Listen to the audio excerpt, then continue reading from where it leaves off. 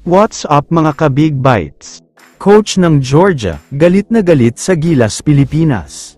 Pero bago ka sana magpatuloy sa panunood ay huwag mong kalimutang mag-subscribe sa aking YouTube channel. Nagbabaga ang simula ng Georgia sa laban na ito, at mukhang determinado sila na makakuha ng 19 points na kalamangan. Para sa mga hindi nakakaalam, ito ang puntos na kailangan itambak ng Georgia para makapasok sila sa semis. Dream start para sa kanila dahil napakainit talaga ang simula nila.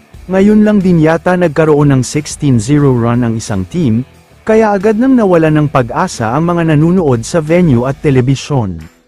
Medyo kitang-kita na napagod ng husto ang Gilas sa naging laban nila kontra sa Latvia, kaya napakabagal nilang kumilos, maraming turnovers, hindi makasabay sa takbuhan at tila wala sa kondisyon ang mga katawan nila.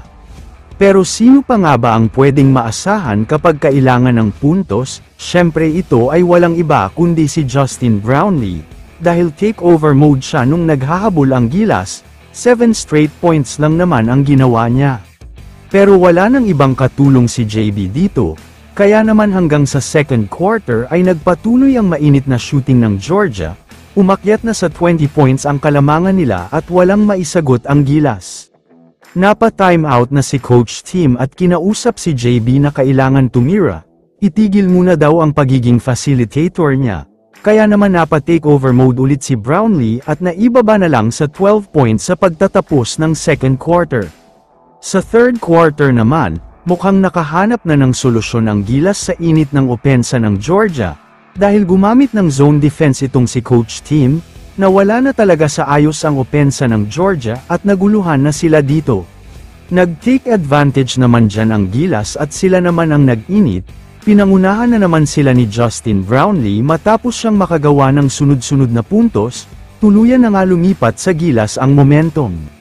Sa fourth quarter ay nagkaroon ng 7-point lead ang Georgia. Pero hindi talaga nila makuha ang 19 points na kalamangan para makapasok sa semis, kaya naman tuluyan nang natapos ang laban na ito at nanalo ang Georgia ng 2 points. Pero nagalit dyan ang coach ng Georgia, dahil noong lumamang sila ng 3 points at bola pa ng Gilas, hindi man lang daw nag-attempt ang mga ito para mag-overtime, mas pinili daw ng Gilas maging safe, sa tingin niya ay pangdaraya ito kaya hindi talaga natuwa ang Georgia dito. Kaya naman kung kayo ang tatanungin, ano ang masasabi nyo sa sinabi ng Georgia? I-comment mo naman ang opinion mo tungkol sa tanong na ito. Dito na muna nagtatapos ang video na ito. Maraming salamat sa panunood mga ka-Big Bites. God bless sa inyong lahat.